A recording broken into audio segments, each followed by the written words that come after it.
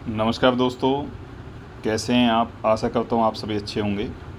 जैसा कि यूपीएससी ने वाइस प्रिंसिपल और प्रिंसिपल की वैकेंसी निकाली हुई है, इसको लेकर मैं आज अपनी एक वीडियो लेकर आया हूँ, जिसमें कि बहुत ही इम्पोर्टेंट टॉपिक को डिस्कस करने जा रहा हूँ, जिसका नाम है जीएफआर। जो फाइनेंशियल रूल्स हैं, इसके बारे में बहुत ही ज़्यादा क्वेश्चन पूछे गए थे प्रीवियस एग्ज़ाम में, जो प्रिंसिपल का एग्ज़ाम हुआ था। तो उसी से संबंधित वीडियो है।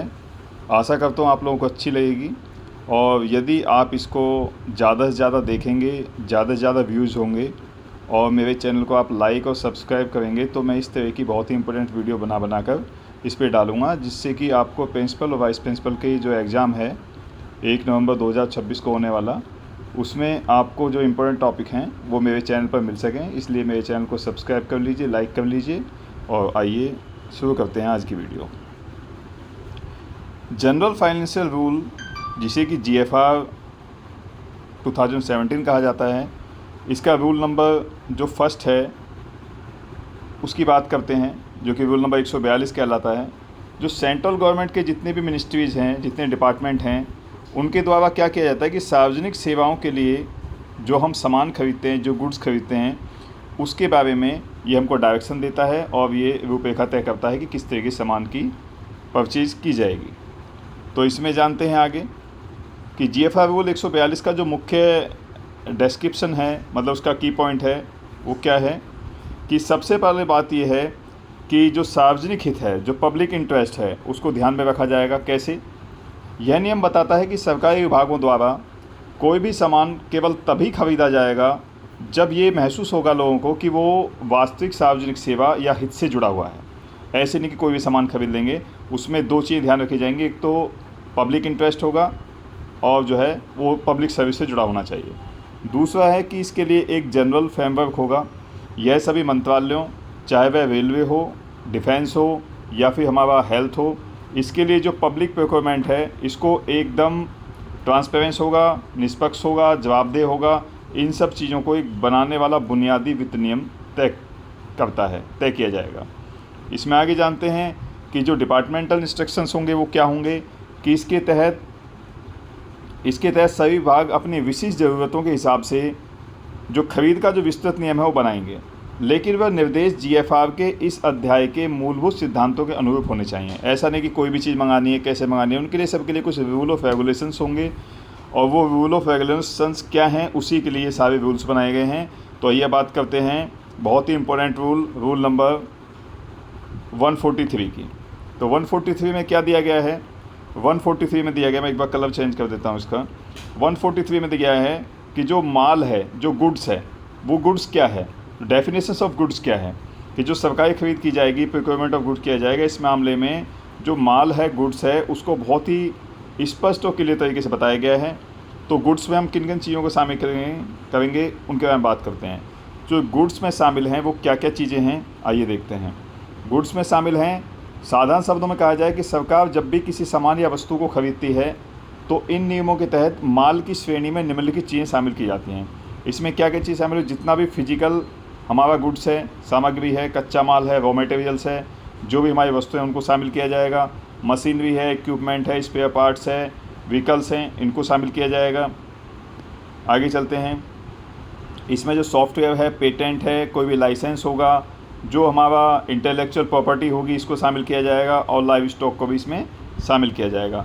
साथ में कुछ सेवाएं भी हैं जो इसमें शामिल की जाएंगी, जैसे सामान को लाने ले जाने के लिए हम जिस ट्रांसपोर्ट का इस्तेमाल करेंगे, वो ट्रांसपोर्ट इसमें शामिल होगा, वो परिवहन इसमें शामिल होगा। यदि हम किसी चीज़ का बीमा कराएंगे, इंश्योरेंस, वो भी इसमें शामिल होगा, और सामान को लाने के बाद जो इंस्टॉलेशन की जाएगी वो भी इसमें शामिल की जाएगी। ये सब गुड्स के अंदर आएंगी। और कमीशनिंग जो होगा, मशीनों को चालू करना, जो भी इसमें पैसा खर्च किया जाएगा, वो सब इसमें शामिल होगा। और यदि हम वर्कर्स को ट्रेनिंग देंगे, उसका मेंटेनेंस करेंगे, ये भी गुड्स की कैटेगरी में शामिल होगा। तो दोस्तों, हमने ये जाना है कि गुड्स की कैटेगरी में कौन कौन चीज़ें शामिल हैं, जो कि रूल नंबर हमारा कौन सा बताता है?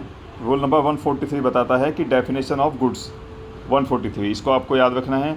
और गुड्स की कैटेगरी में शामिल क्या नहीं है, तो उसको देख लेते हैं।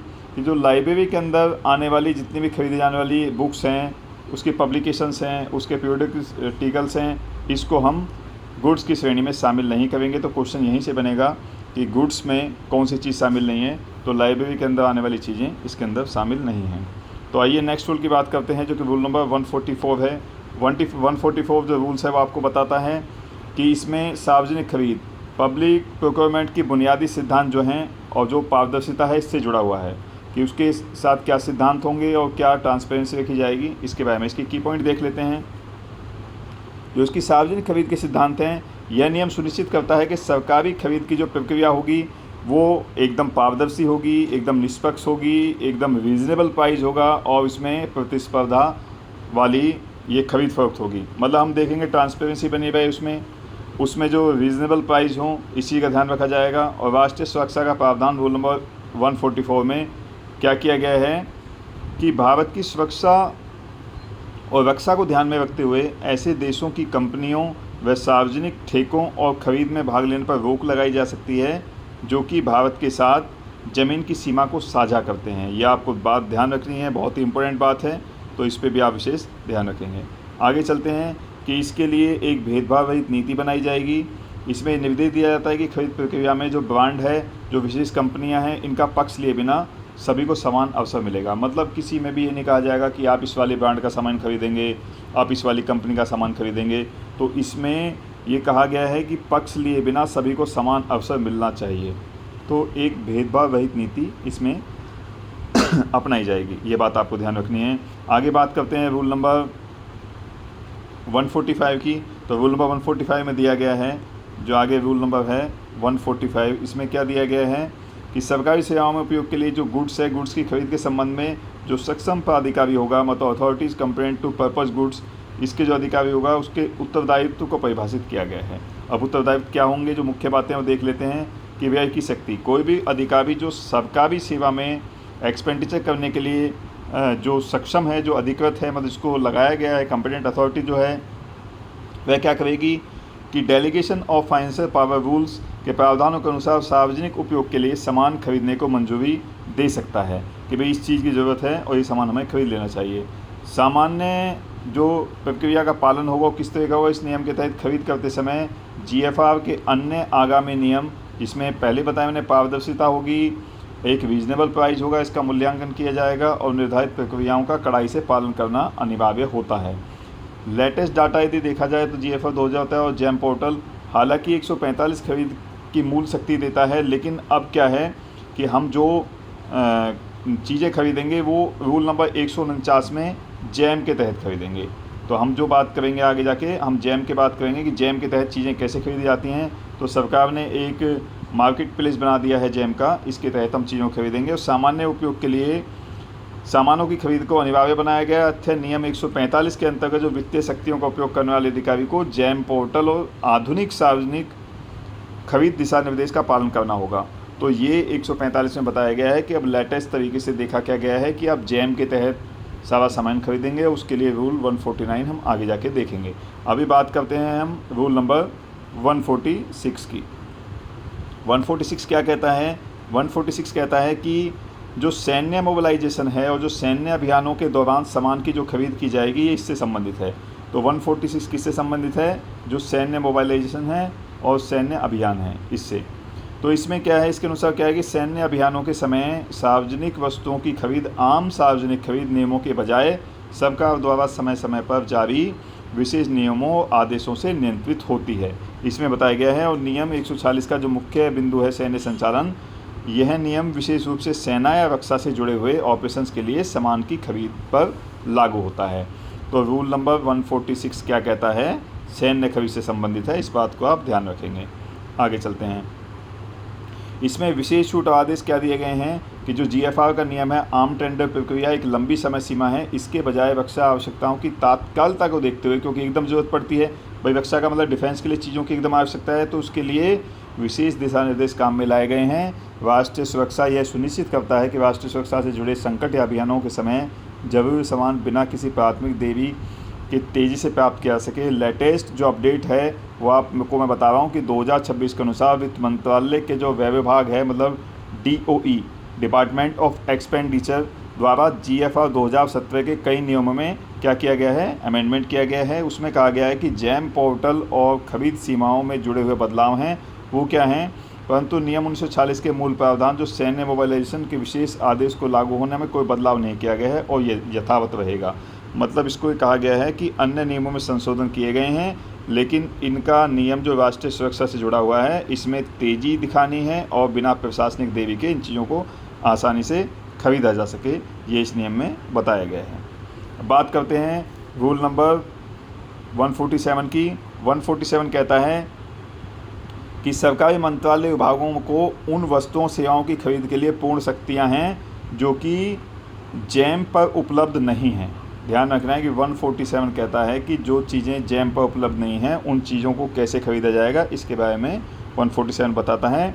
और ये क्लियर करता है कि जो सामान्य वस्तुओं जो जैम पर उपलब्ध हैं उन्हें अनिवार्य रूप से जैम पोर्टल के माध्यम से ही खरीदना होगा, कि जो चीज़ जैम पोर्टल पर है वो जैम से खरीदी जाएगी और जो जैम पोर्टल पर नहीं है वो GFR नियम 147 के तहत खरीदी जाएगी। अब क्या बताता है वो आगे कि जैम गैर जैम वस्तुएं क्या हैं। यदि कोई विशिष्ट या आवश्यक वस्तु जैम पर नहीं मिलती है तो विभाग अपने स्तर पर कोई टेंडर निकाल के या अन्य निर्धारित नियमों के द्वारा इसको सीधा खरीद सकता है। अब जैम का जो अनिवार्यता है वो क्या है कि सामान्य उपयोग के सामान जो जैम पर लिस्टेड हैं, जो जैम में दिए हुए हैं, उनके द्वारा जैम का उपयोग करना ही सर्वोपरि अनिवार्य है। मतलब जो चीज़ें जैम पर हैं, जो जैम पर दिए गए आइटम के लिस्ट में हैं, आपको जैम से ही खरीदना मैंडेटरी है, आप उसके अलावा उनको नहीं खरीद सकते। और इसमें संतुलन पारदर्शिता की बात की जाए तो यह नियम विभागों को विशेष खरीद के लिए जरूरी विशेष छूट और फ्लेक्सिबिलिटी देता है यदि आम खरीद में पारदर्शिता बनाए रखना चाहते हैं तो आइए बात करते हैं रूल नंबर 148 की। रूल नंबर 148 जो बताता है वो कहता है कि आधिकारिक तौर पर डिलीटेड यानी इसको समाप्त कर दिया गया है। तो मैं आपको इसको क्लियर साधारण भाषा में बताऊं कि रूल नंबर 48 अब हमारे GFR के रूल्स में लागू नहीं होता है। GFR के रूल्स में अब ये लागू नहीं होता है, तो इसका मतलब अब नियम 148 हमारी GFR की लिस्ट में नहीं है। लेकिन नहीं है तो पढ़ लेते हैं कि था क्या, ये जान लेते हैं। जो हमारा फाइनेंस मिनिस्ट्री है, इसके फाइनेंस मिनिस्ट्री के अंदर एक डिपार्टमेंट होता है जिसे DOE बोलते हैं, और DOE का मतलब है डिपार्टमेंट ऑफ एक्सपेंडिचर।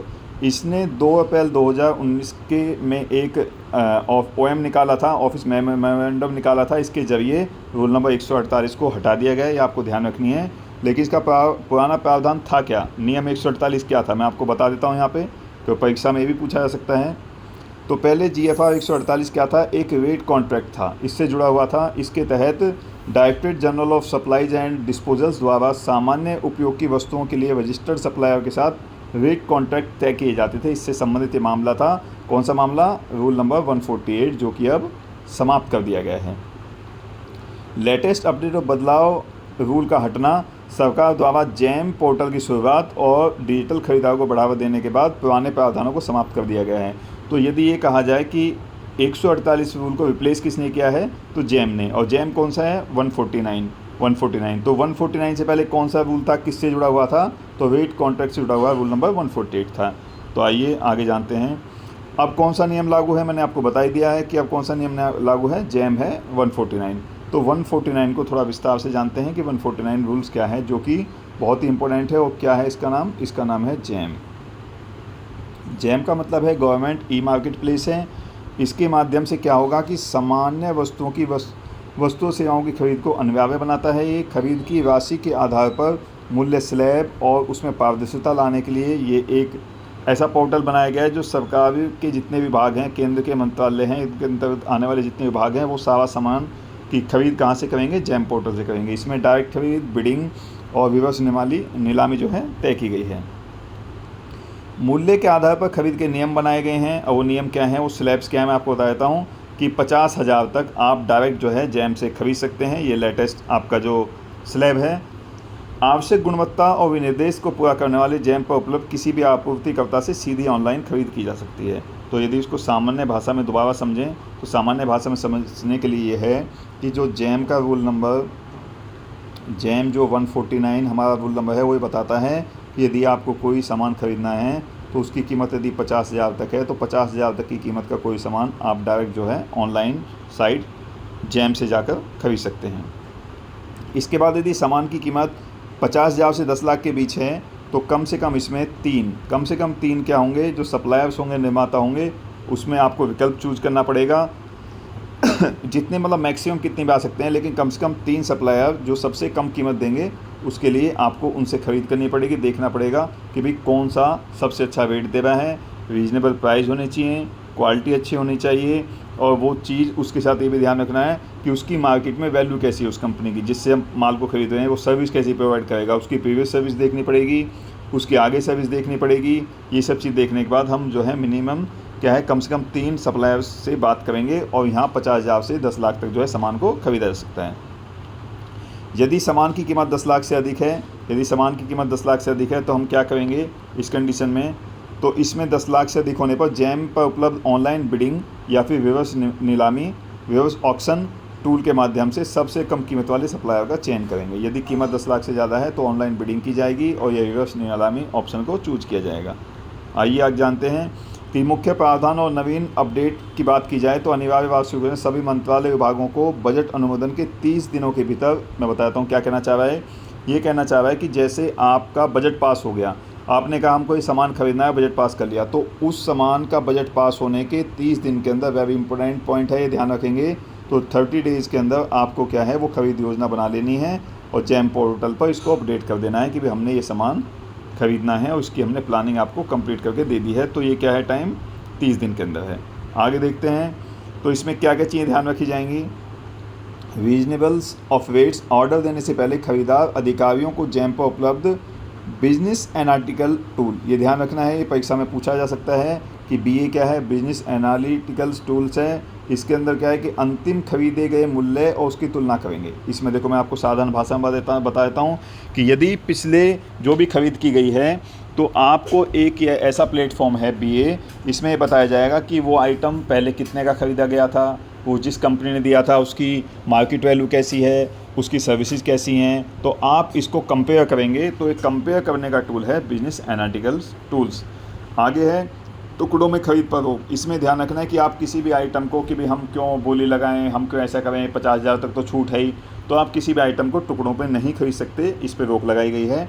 खरीद प्रक्रिया से बचने के लिए किसी भी बड़ी मांग को छोटे छोटे हिस्सों या भागों में विभाजित नहीं किया सकता। क्वेश्चन यहीं से पूछे जाते हैं, इन बातों का आप ध्यान रखेंगे।